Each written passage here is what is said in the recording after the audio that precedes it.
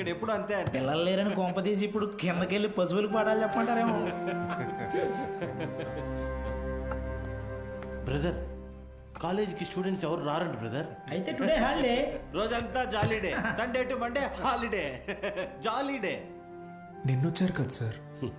మీరు వస్తున్నారని తెలిసి ప్రెసిడెంట్ గారు హడావిడిగా ఊళ్ళో 10th పాస్ అయి ఖాళీగా ఉన్న పిల్లల్ని తీసుకొచ్చి క్లాస్లో కూర్చోబెట్టి ఫోటోలు దిగారు. ఆయనకు కావాల్సిన పబ్లిసిటీ వచ్చింది. ఇదిగో చూడండి, మీకు మెల్లిగా ఇది అలవాటైపోతుందిలేండి సార్. సీనియర్ లెక్చరర్ అయ్యి లైఫ్లో బాగా సెటిల్ అవుదాం అనుకున్న బాలు సార్ ఆశలపైన నీళ్లు చల్లినట్టయింది. ఒక్కసారిగా టీలా పడిపోయాడు.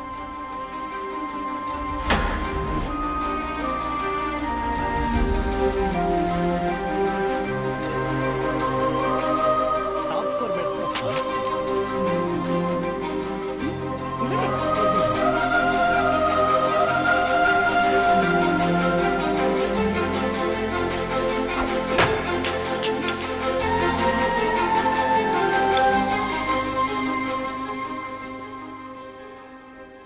ఈ మండలం మొత్తానికి ఇదొక్కటే గవర్నమెంట్ జూనియర్ కాలేజ్. 2 ఏళ్ల ముందు వరకు చుట్టుపక్కల ఊళ్ళ నుంచి కూడా పిల్లలు ఇక్కడికే వచ్చేవాళ్ళు. తర్వాత ఏమైంది? కాలేజ్ మూతపడింది. చదువుని కొనగలిగే వాళ్ళు ప్రైవేట్ జూనియర్ కాలేజీలకు వెళ్ళిపోయారు. చదువుని కొనలేని వాళ్ళు కూలి పనులు చేసుకుంటున్నారు. బ్రతకాలి కదా సార్. కానీ ఇప్పుడు కాలేజ్ ఓపెన్ అయింది కదా మేడం, చదువు చెప్పడానికేగా మేము వచ్చాం. కొన్నాళ్ల తర్వాత మీరు వెళ్ళిపోతే కాలేజ్ మళ్ళీ మూతపడితే మిక్స్చర్ పొట్లాల ఆశ చూపిస్తే కానీ రాలేదు సార్ మొన్న మన ఊరు పిల్లలు. చదువుకోవాలన్న ఆశ ఉన్నప్పుడు వాళ్ళకి చదువు దొరకలేదు. ఇప్పుడు మీరు వచ్చినా వాళ్ళ కోసం ఉంటారన్న నమ్మకం వాళ్ళకు కుదరడం లేదు. వాళ్ళకేంటి, నాకే నమ్మకం లేదు. ఏ మీకు ఎలా చెప్పాలి? నాతో రండి. కార్తిక్ బుక్ ఇదిగో చూడండి సార్. నా పేరుతో ఫ్లేమ్స్ ఆడాడు. ఫస్ట్ టైం ఎస్ వచ్చిందని నా పేరే మార్చేశాడు. మీనాక్షిని మైనాక్షిగా. వీడిని నమ్మాలా? బుల్ రెడ్డి అలాంటి వాడు కాదు మేడం.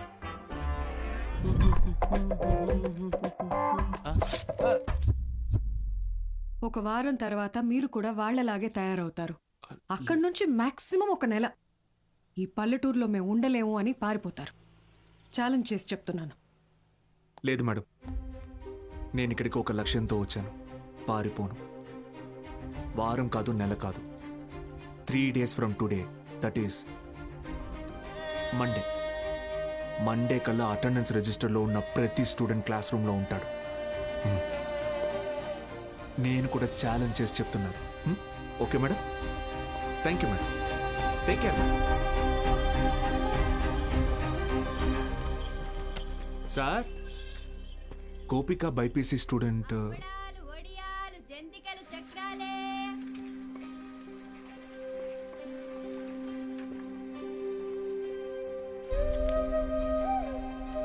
పెద్ద కుటుంబం, సంపాదన తక్కువ, తప్పట్లేదు సార్.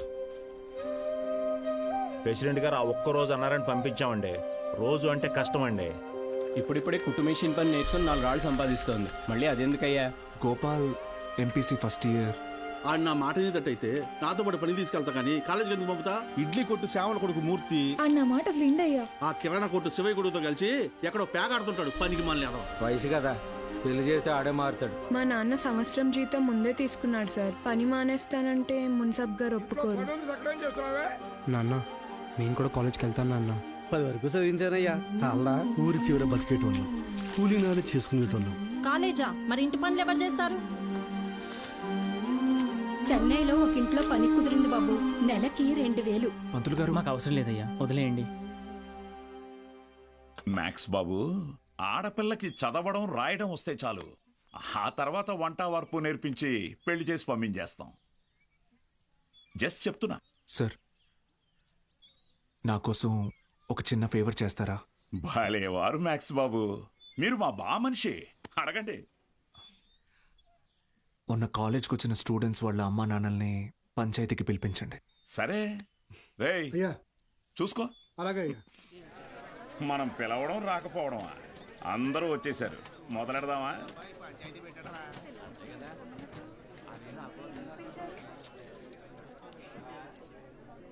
మీరు మీటింగ్కి పిలిస్తే వస్తున్నారు సార్, కానీ నేను క్లాస్ చెప్తానంటే ఒక్కరూ రావట్లేదు. చాలామంది స్టూడెంట్స్ పనులకి పోతున్నారు. ఏమని వాళ్ళ పెద్దవాళ్ళని అడిగితే సంపాదించుకోవాలి అంటున్నారు. అదేంటి పంతులు గారు, చదువుకునేది సంపాదించడం కోసం, ఆ సంపాదన తప్పు అంటారేంటి? నేను నా ఇంటిది బుడ్డది కూలి పనికి వెళ్ళి రోజుకి 60 రూపాయలు తెచ్చుకుని 3 పూట్ల తింటున్నాం. అలాంటిది మా బుడ్డదాన్ని కాలేజీ పంపించి ఓ పూట పస్తులు ఉండమంటారా ఏంటి? బాగా చెప్పావురా మ్యాక్స్ బాబు. మా ఇన్స్పెక్టర్ సురేష్ గారిని చూడండి, కట్టింగ్లన్నీ పోను నెలకు 4,500 రూపాయలు సంపాదిస్తున్నారు. అదే సారాకోట్ సోమిగాడు, వాడే ఎరా అక్షరం ముక్క రాదు, నిషాని, కానీ రోజుకు 500 రూపాయలు సరుకు అమ్మందే కొట్టు ముయ్యడు. మరి చదువుకున్నాడు కంటే బాగానే సంపాదిస్తున్నాడుగా. ఇంకేంటి మీ చదువుకున్న గొప్ప.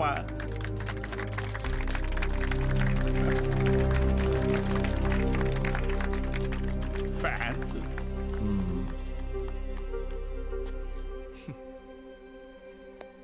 సరే, టైం పాస్కు ఒక కథ చెప్తాను, వినండి. రామేశ్వరం అనే ఊరిలో ఒక పడవ నడిపేవాడు ఉండేవాడు. ఇంటి పట్టునే ఉండే అతని భార్య, 5 పిల్లలు.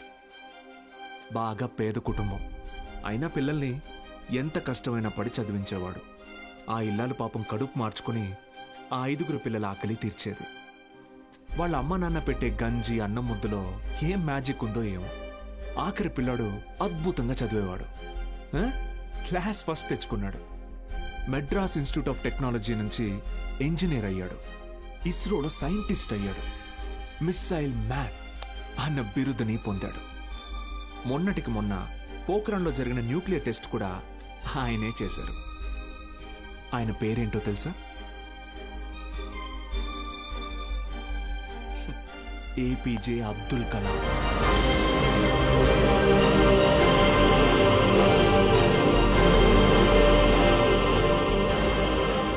ఆ రోజు ఆ పడవ నడిపేవాడు, నా కొడుకు నాతో పాటు పనిలోకి వస్తే ఒక 4 ట్రిప్పులు ఎక్స్ట్రా వేయొచ్చు, ఒక 4 రాళ్ళు ఎక్కువ సంపాదించుకోవచ్చు అనుకోనుంటే భారతదేశం గర్వించదగ్గ సైంటిస్ట్ని కోల్పోయేవాడు. ఇందాక మీరు ఈ ఊరి ఇన్స్పెక్టర్ని సురేష్ గారు అన్నారు. సారా ఆమె సోమరాజుని సోమి గాడు అన్నారు. పాపారావు,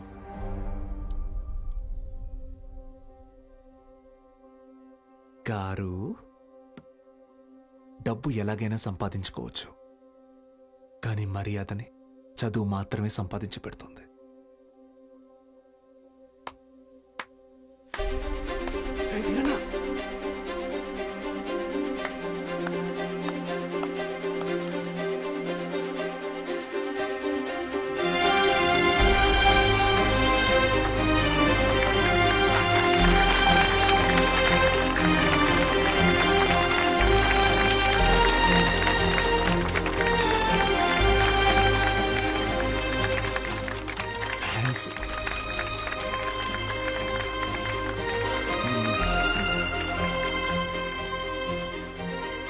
మీకు నేనున్నాను, ఉంటాను. మీ ఫ్యూచర్ నా రెస్పాన్సిబిలిటీ. కాలేజ్కి రండి.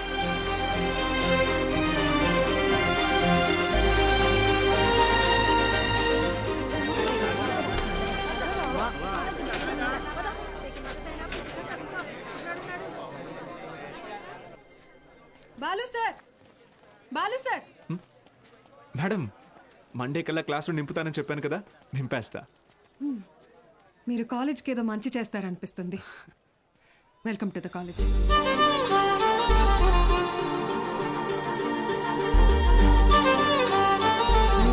టచింగ్. ఎందుకు సార్ ఎదురు చూస్తున్నారు? వాళ్ళు రారు. సుదర్శన్ గారు, స్పీచ్ విని క్లాప్స్ కొట్టారు కదా అని వస్తారనుకుంటున్నారేమో. వాళ్ళు రారు. ఏంటే ఇది? మా నాన్న డబ్బు తిరిగిచ్చేమన్నారండి. కాలేజీకి వెళ్తున్నా.